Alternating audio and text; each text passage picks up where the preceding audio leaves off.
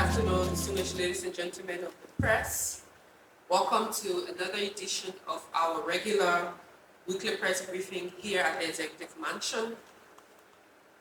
To those of you who are following in the diaspora on local media and other platforms, including social media, I would like to welcome you to another edition of our weekly press briefing.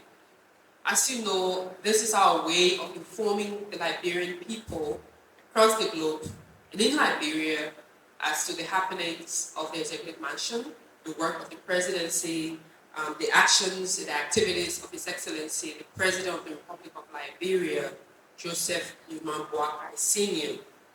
And I'm honored to be the one to update the country on what's going on.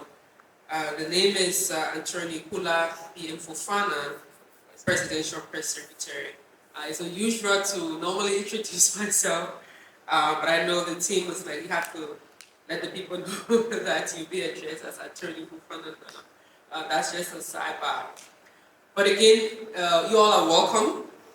And as you know, the President has had a very busy week. In fact, the President arrived in the country on Monday, coming from Addis Ababa, where he had gone to attend the 38th session of the African Union Summit there in Ethiopia. The President had a very busy time in Ethiopia since his arrival in that country. He had several meetings, but most importantly, he was welcomed by his colleagues, other members of the Union, and his presidents, his colleague presidents. And he also addressed the AU Summit for the first time as President of the Republic of Liberia. As you can recall, he was inaugurated in 2024, and this was his first visit to Addis Ababa to attend the AU Summit. And as a new president, there's a tradition that the AU normally welcome all of the new presidents, and they're made to address the forum. And he was the first person to address the forum during the closed-door session where the other leaders will address the forum. Still in Addis, he had several different meetings, including meeting with the head of the World Trade Organization. As you all can recall, there have been a number of international activities happening, especially with the drawdown of international aid and support to Liberia. So the President and his financial team have been really busy in understanding and taking stock of where we are, but more importantly, how to reassess and readdress and retool where we need to go. By this I mean the economic team have been working really hard to see where the challenges are and where there needs to be adjustments. I'm sure you've listened very recently to the Minister of Finance and Development Planning was informing the line agencies to really relook at the spending priorities and prioritize their priorities.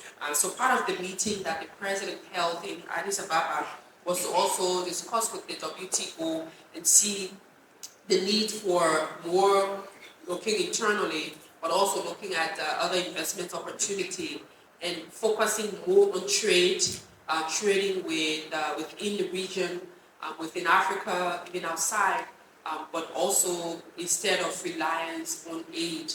And that meeting was very successful, and the President did invite the head of the WTO, Ngozi, to come to Liberia, and she's looking forward to coming to Liberia. While still in Addis, the President also had a meeting with Liberian professionals. Interestingly, it will interest you to note that there are many Liberians who are serving in Addis Ababa at different institutions, including the African Union, but also the UNECA and other organizations. And they were very excited to meet with the President or to talk about some of the key things in how Liberia can be more forceful in the international community. Part of the President's engagement as well, he participated in the elections of the chairperson of the African Union. That election is only done by African Union, presidents of the country. They vote for the chairperson of the union. And there were three candidates, and one, the fellow from Djibouti, became the head. And the President has congratulated the chairperson of the African Union Commission, and the leadership as well, the vice chair and all the elected officials. He sends out his congratulatory messages and look forward to remaining engaged of the union and making sure that Liberia stands very tall in that organization. It will also interest you to know that the president, as you know, Liberia is currently in the bid for a non-permanent seat within the United Nations Security Council.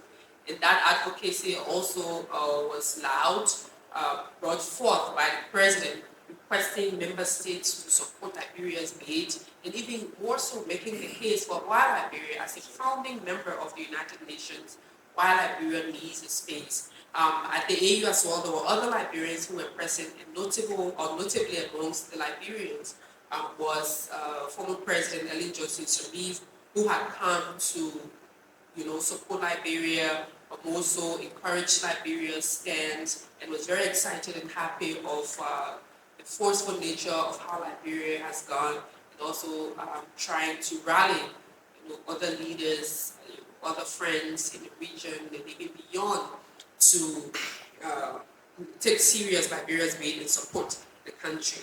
And the president is appreciative of all those who have continuously supported Liberia's bid in this. Part of that, as you can recall earlier, some part of mid last year, the president went to Rome in Italy in that meeting where he addressed the Agriculture Forum.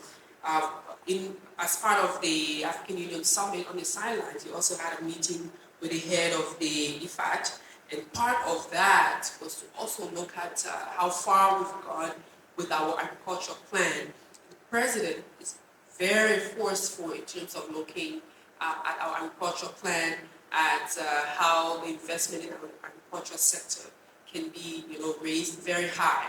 And talking about that, he have mentioned in a number of times, in fact, interestingly, on the way to and from Addis, he had a very good book on agriculture through them, and saying, just being clear on the need to focus on the agricultural sector.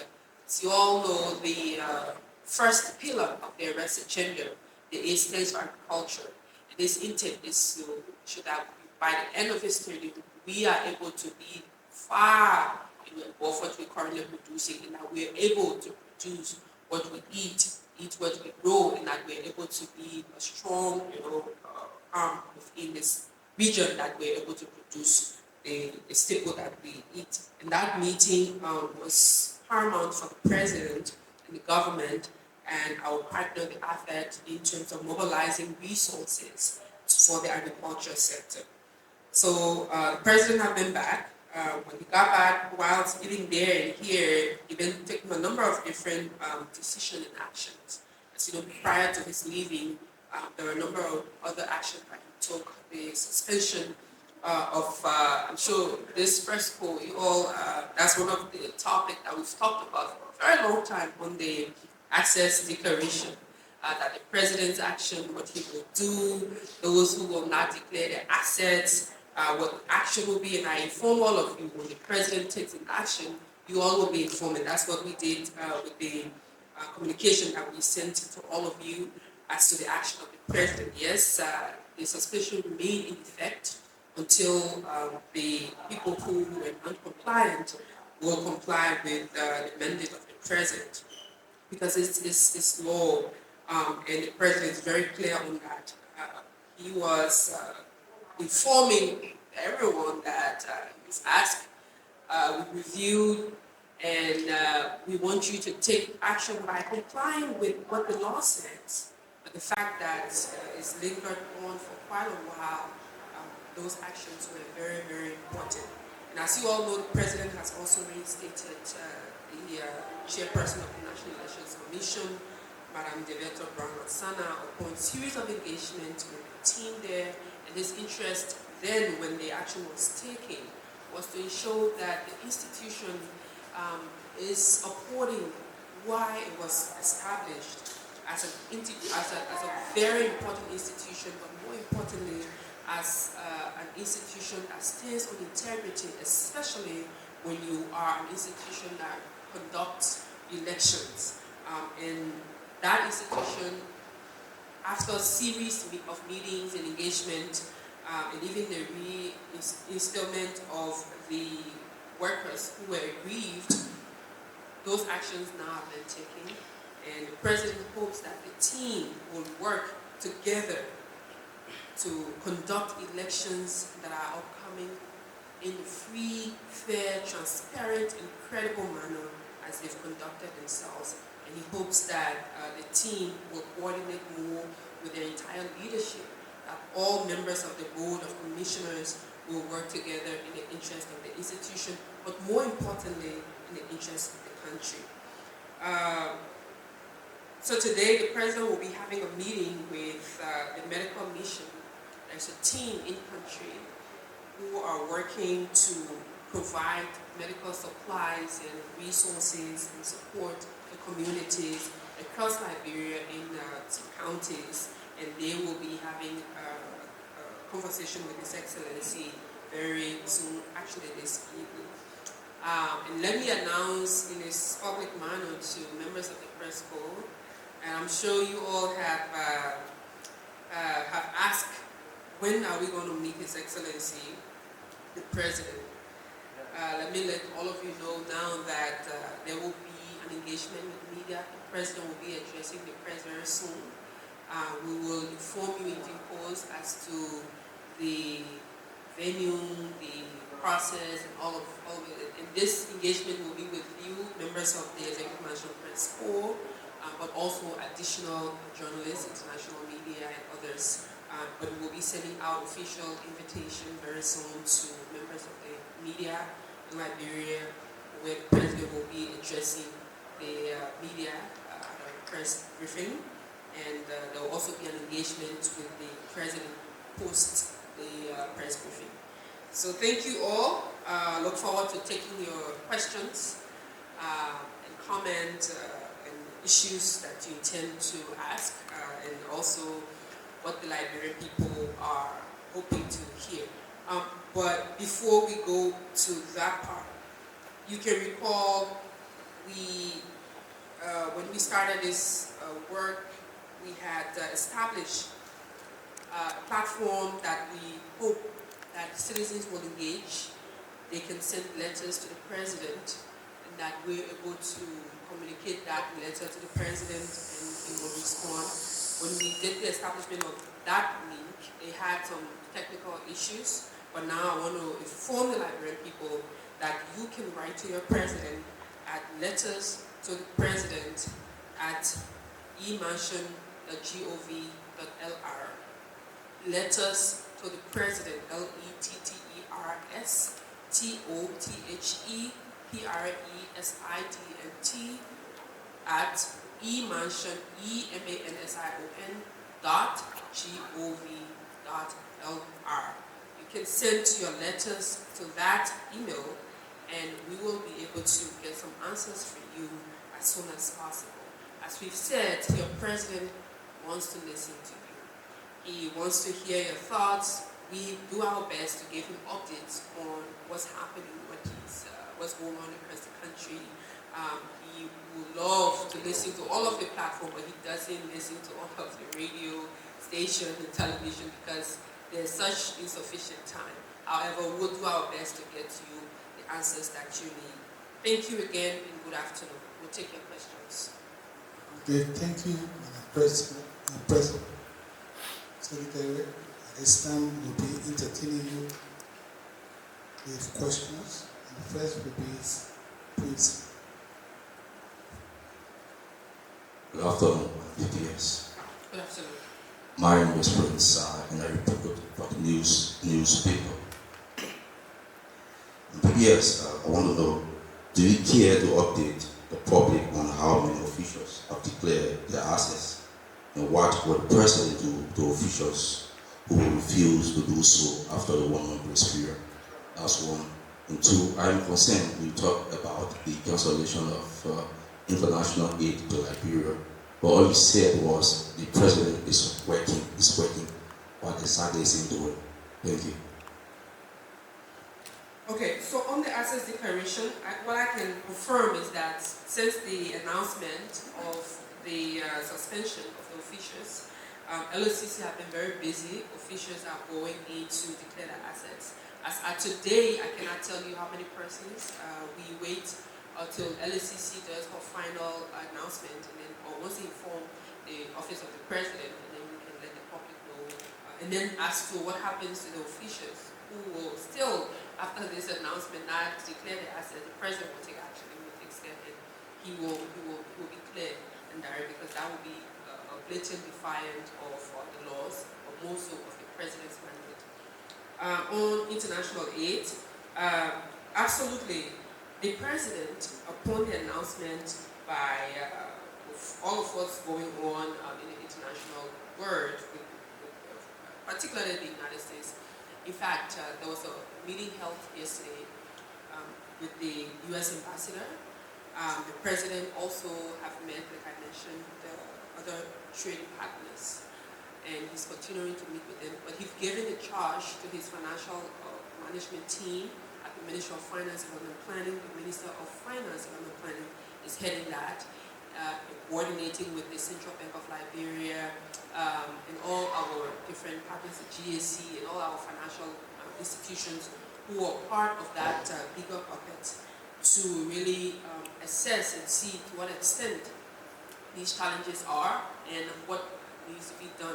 And specifically, the financial management team briefed the president, and they continuously brief the president on those austerity measures that will be put in place, but more importantly, to readjust, and come back and see internally what adjustments need to be made and what realignment needs to be made. But those conversations are active and they're taking place, and the team working really hard towards that.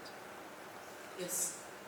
My name is Rachel Recoli, and I represent the Liberia National Television, LBS. So I'd like to know concerning the Liberia Medical Mission. This is not your first visit to Liberia, but what is so special or different about this visit to Liberia? Yes, this is not the first visit to Liberia, but this is the first visit since President Bouaka became president. And but what is important, the last time when they came, there are counties that they didn't consider. In this mission, they're looking forward to expanding more, but also to discuss long-term engagement with the government, and to see where the challenges are within our health sector. Because what His Excellency is really looking forward to, it's not just one-off of aid or support to come for a few moments, and meet needed communities. You give a few medications, you test people, you check pressures, and do all the different things that is doable. But it's more a conversation of a long-term impact. So the conversation that is going to be different for this one than what have been happening in the past is to really push forward to some form of sustainability mechanisms, and how the medical mission can have some form of connection and permanence in a way with our health sector, connecting our health sector to the team, and seeing how, because they have a lot of network outside of Liberia. So how our health sector, can tap into those networks, whether they can bring in some doctors to spend some time at our hospitals, support. But it's going to be a conversation for in longer term, not just one-off mission on an annual basis, but to see how it's going to be long term. That's what makes this different, and this is the first one for the president, and I think that's important. Yes, Princess. My name is Princess Osiba, and I report for KMTV. So thank you, Madam PPS, for your deliberation, but I'm concerned. Of recent, when the assets declaration aspect came about, you have lawmakers who were saying that some of them have already declared their assets. So it might be a mistake from LACC. So we are yet to see a list that is being published to know as to whether these lawmakers that were complaining that they have already declared their assets, whether they were saying the truth or not. And secondly, it has been, a back-to-back suspension by the president of recent. Many Liberians would like to know what has prompted the president's action. And lastly, of recent it has been, too much killing, and you see, every day you wake up, this person this, the person that. So many Liberians are also concerned as to what measures are being put in place as per the security aspect. All right, thank you very much, Princess. With the suspension, as you recall, we inform all of you that when it comes to upholding the government plan of integrity and upholding the dignity of service, when the president appoints an official to serve in a particular capacity, the president believes that that official is coming to serve, to uphold the dignity, uphold the Constitution, and work diligently in the interest of the Liberian people. But when that is broken, when there is a problem, when there is a challenge, the president takes administrative decision. So with this suspension of recent, you all know what the facts are and the individuals who were suspended. So when there are issues with the institutions, when they are not following rules, when their perception or assumption of malpractice, especially when it comes on the back of actual report where you have the board making decisions or recommending, or when you have some credible information, the president takes action. And I'm sure most of you followed through the first year. The first year was a bit of a come-together process. Yeah, now you all are here. Let's work together to make this, give you some time to adjust and understand your environment and start to move and work for the interests of the Liberian people. So the second year, the president is not going to babysit no more. He's not going to let this slide. He's made this very clear. I mean, time, you said this a number of times, that time is of essence. The first year was a learning curve for some people who were in the government. So by this year, he expects everybody will be on their A game, be able to cross your T's and dot your I's and do the best, for the Liberian people, because that's what the Liberian people want. I'm sure you all have heard in the past, oh, the president is not taking action, the president is not doing this, but it's time. He's a leader who doesn't just listen to all the noise and takes action immediately. He wants to understand, to discern what's going on, to really, give people the opportunity, the benefit of the doubt, if you will, to, hear them out. And then that's insufficient. The president has said, now that is the time to get to work. So everyone, all his officials are expected to do their best. And as you know, before the end of the year, the officials did sign a commitment, that they will do their best, and he's going to hold them to that. So on the issue of the, in your words, too much killing, what has happened is that the Ministry of Justice is on top of, this. But I wouldn't want to say that there are too much killings, because, in fact, yes, there have been incidents of murders and, but the security sector have regularly briefed the president. In fact, there was recently held a security briefing on the status of the country. The country is safe, and the president is hoping that his team, members of the security sector, will do their best in places where there are limited, security, that the support is given, that the team, Gregory and his team, the Liberia National Police, will do their best to ensure that their law and order, the Ministry of Justice, they have showed the country that, yes, you may hear these things, but they're doing everything. Sometimes it could be a number of reporting, but the team at the Ministry of Justice, as well as the Liberia National Police, they're on top of it, ensuring that perpetrators are brought to book. Whoever have been involved in such matters will pay, what they should, because of course every life is important. Every Liberian life is important, and the president sends out his condolences to those who've lost their lives. On your question of the lawmakers not declaring the assets or saying that the LACC or they have already declared the assets, but the information was out. I wouldn't speak for the legislature or the members of the legislature or lawmakers, because we speak for the presidency and the executive. But I can say even at the level of the executive, when the initial list was published, there were lots of issues with that list, where there were people who were no longer in the employ of government. Names were on there. People who were deceased, names were on there. People who have changed roles.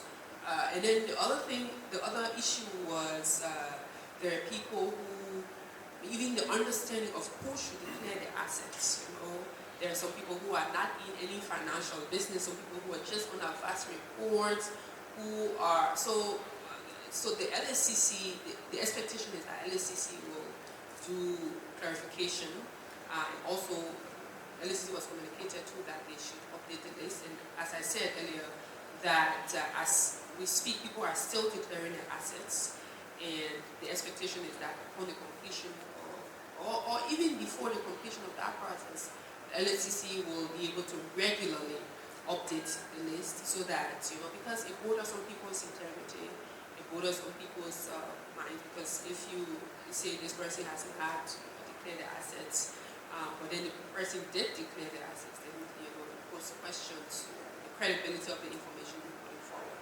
So LSCC is encouraged to do her best, to inform the public accurately as to those who have declared the assets and those who haven't. We know investigation with LSCC is some things that there's a high level of confidentiality, but when it comes to the issue of those who have, especially so when the interest is more of compliance. So that's why it's important that LSCC does her best to put out the accurate information on that. Yeah, Madam PBS and Samuel, so you talk about president meeting with the deputy.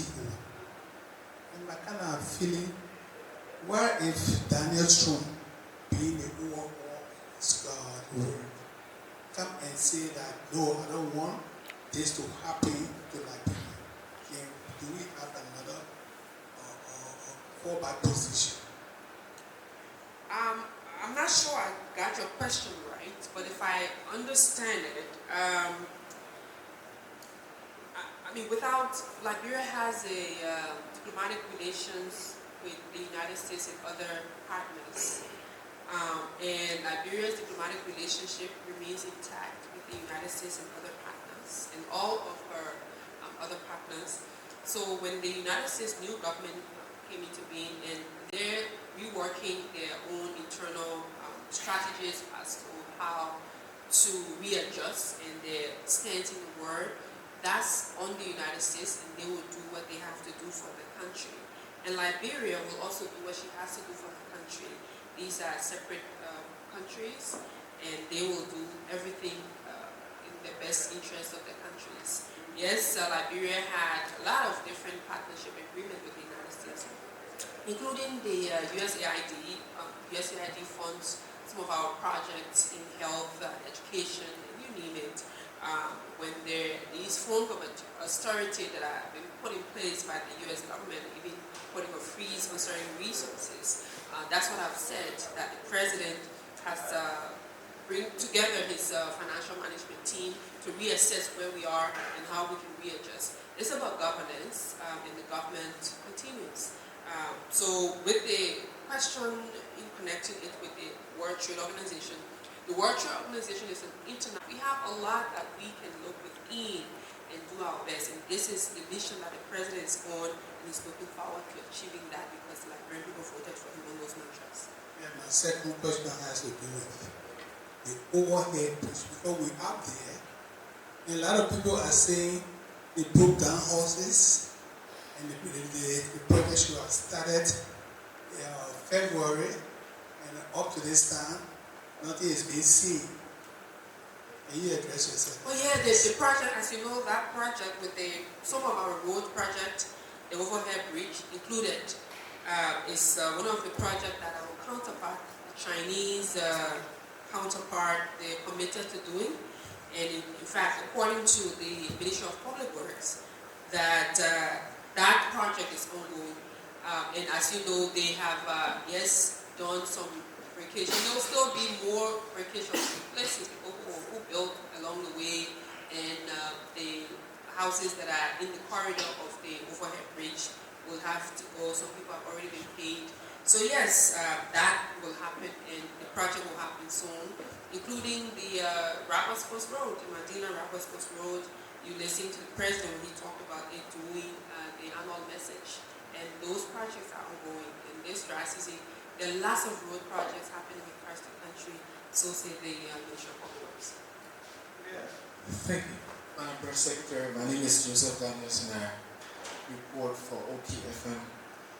Last week, we witnessed the president suspending officials of the government for failure to declare their assets.